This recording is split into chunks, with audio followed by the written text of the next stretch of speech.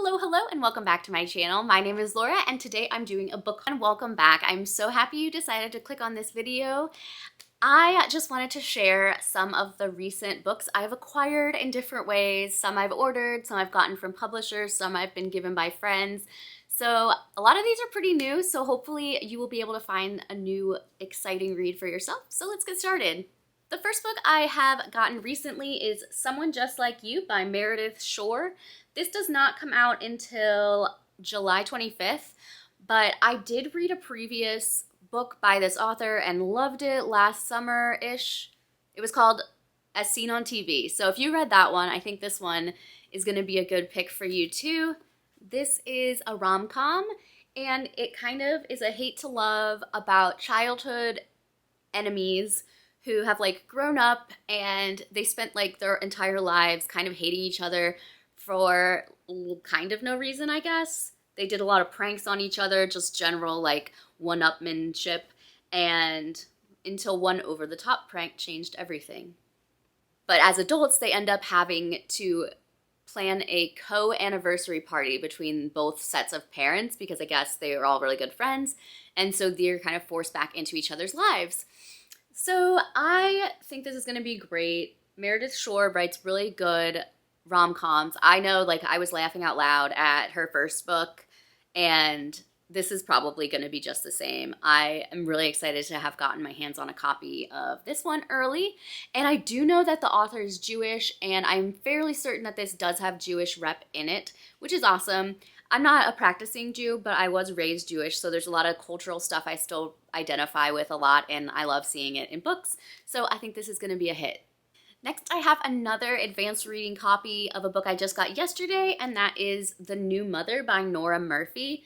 This comes out May 30th, and it looks like a really exciting book. So this is about a new mom who is all alone in her house. Her baby is really colicky, and while she loves her son, it's not really what she thought it would be to have an infant. And then her neighbor Paul enters her life, and he kind of has been helping her out with the baby. But of course, nothing comes for free, so Paul ends up wanting something in return from her. So we will see what that is. I'm really interested to know just a little bit about whether she's like a single mom by choice, because that's really cool. I don't necessarily know the situation with the spouse of the main character, so I don't know. It sounds different though from other like neighbor moves in, gets too close, because it is a man, which I feel like a lot of these are women, and it seems like she's single, so we'll find out and I'll let you know. But this seems exciting and I'm really looking forward to getting to it. Next is a nonfiction book called What's Eating Us by Cole Kasdan. This is nonfiction about women, food, and the epidemic of body anxiety. I think this is one that a lot of people will be able to relate to and will enjoy reading. It's kind of a personal narrative, if I'm not mistaken. Yes, blending personal narrative and investigative reporting. Cole Kasdan reveals that disordered eating is an epidemic crisis killing millions of women. So I think this is going to be amazing. I have very strong feelings about diet culture and the wellness industry, and I love to be able to read stuff that's got like really hard facts and evidence, because I feel like this is one of the things I get a little spicy about, and it's always good to have facts to back up my opinions. So I think this is going to be awesome. I'm really looking forward to reading it. It's not too long, but I think it's going to be a really interesting one. This is a subject that, you know, I feel really affects me, and so I think that this will be really informative and just really interesting and probably really enraging. In a similar kind of vein, I have The Body Liberation Project by Chrissy King. This is like a part memoir, and then there's like some activities and prompts with some, you know, interesting things to say about like how it's all affected by social justice movement and all of that. This seems really interesting, and I think this will be really good for me to read because, again, I read a lot of books about like diet culture and dismantling it, but I don't think I necessarily always do enough with that when it comes to like intersectionality. So I think this will be very, very good for me to read, and I look forward to reporting back. Seems like it'll hit hard. Okay, next is one that I really don't know too much about, but I got sent by the publisher, and I'm so excited just like based on like the cover and the title. It is Murder Your Employer by Rupert Holmes. Like, it's very, very cool. I love that. And the inside flap is a map, so that's super cool. Oh yeah, the back is also a map. So this seems really awesome. I think it's about a school where people learn how to like commit murder, which is just really interesting. Except they're called deletists, not murderers. But yeah, they just learn the homicidal arts. I mean, it just sounds super fun. I'm not sure if this is like supposed to be like a campy horror or if this is like a new series and it's supposed to be taken very seriously, but it sounds really fun. I love the cover, which would have made me want to buy this anyways, so I'm really looking forward to this. It seems like an interesting one for sure. It does say volume 1, so I'm hoping that there are more books. I think I'm going to read this month. It just looks really good.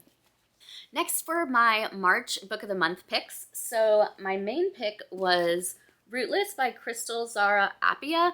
This one is following a couple who are, I guess, kind of having a little bit of trouble, but they've known each other since they were teens, and they live in London, and suddenly the husband, Sam, realizes that there's 1,300 pounds missing from their bank account, and his wife, Effie, is just, like, gone.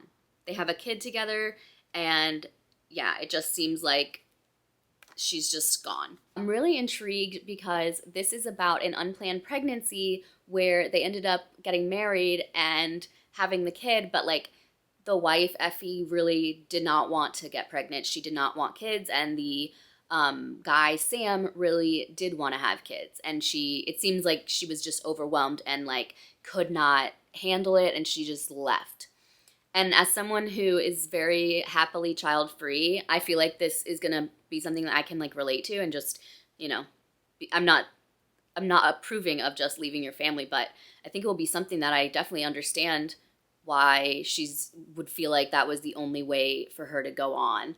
So I think this sounds really good. It's gotten really good reviews so far, and I'm really excited to get to it.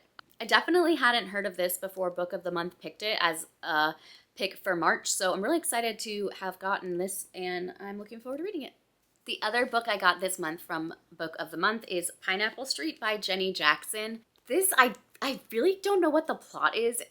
Based on the reviews and what I've seen of it, it is a family drama about a really, really wealthy family in New York and 3 kids who are all kind of different. That's really all I've gotten from the synopsis from the publisher and some reviews. I've been trying not to read too many to get details because this seems like a good one to just kind of go into without knowing much. But it looks really good. I love the cover. It's so bright and fun. And it's about like a rich family and their drama, which is something I'm always on board with. So I can't wait to read this. This was an add-on from Book of the Month, so not a main pick, but I think this is already out, so definitely recommend picking it up and reading along with me. Next, I have Someone Else's Shoes by Jojo Moyes. This was a Book of the Month pick, I think, last month, but I just got a regular copy, and this is about 2 women who go to the same gym, and they accidentally swap their gym bags with like their clothes and shoes in it, and they end up wearing each other's shoes literally and finding like kind of what they need within their lives at that time, I think. I'm not sure if there's like some sort of magic involved with the shoes or if it's just like metaphorically they bring each other what they need. So yeah, I don't know. It's exciting. I have only read The Giver of Stars by Jojo Moyes, so I'm not positive like if I love her writing women's fiction, but I mean, I'm definitely willing to give it a shot because The Giver of Stars was one of my favorite books the year that I read it, so I know that her writing is good, so we'll see. It's definitely going to be a different experience, though, not reading historical fiction by her. I actually thought she was like solely a historical fiction author until I saw this one come out and like looked at her backlist titles, so whoops. And lastly, I have The Evening Hero by Marie Myung-Ok Lee. This sounds incredible. I don't think I can do a synopsis justice, so I'm just going to read for you from here. Dr. Youngmin Kwok is in the twilight of his life. Every day for the last 50 years, he has brushed his teeth, slipped on his shoes, and headed to Horsebreath's General Hospital, where, as an obstetrician, he treats the women and babies of the small, rural Minnesota town he chooses to call home. This was the life he longed for. He immigrated from Korea after the Korean War, forced to leave behind his family ancestors' village and all that he knew. But his life is built on a lie, and one day a letter arrives that threatens to expose it. Youngman's life is thrown into chaos. The hospital abruptly closes, his wife refuses to spend time with him, and his son is busy investing in a struggling health startup. Youngman faces a choice: to hide his secret from his family and friends or confess and potentially lose all he's worked for. He begins to question the very assumptions on which his life is built. The so-called American dream, with the abject failure of its healthcare system, patients and neighbors who perpetuate racism, a town with flawed infrastructure, and a history that doesn't see him in it. Toggling between the past and the present, Korea and America, The Evening Hero is about a man looking back at his life and asking big questions about what is lost and what is gained when immigrants leave home for new shores. So good. I love that kind of American dream gone wrong story, which is kind of sad because I would wish that everyone could actually get the American dream and have that work for them, but unfortunately that's not the case. But nevertheless, I like reading stories about that. It's really interesting to read, and I think it's especially interesting to kind of see how the healthcare system fails not only everyone, but especially immigrants. So I think that's really going to be very cool to read about. Another one also where the cover is just gorgeous. I'm really looking forward to reading this. This has been out about a year, I think. The paperback is coming out in May, so that will be another time to really hype it up. But I'm really looking forward to reading this. I feel like I've just say those exact same words about all of these, but hey, hope I know my taste. I know what books I'm gonna like, right? So there you have my most recent book acquisitions from all kinds of ways.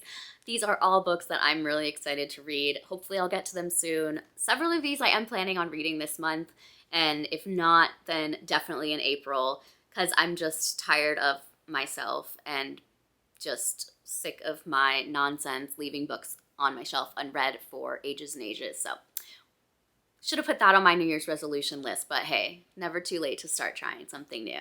So I thank you so much for watching this. I hope you enjoyed this video. Let me know what books you've gotten recently. If you have any of these on your TBR or are looking forward to any of these, I would love to know.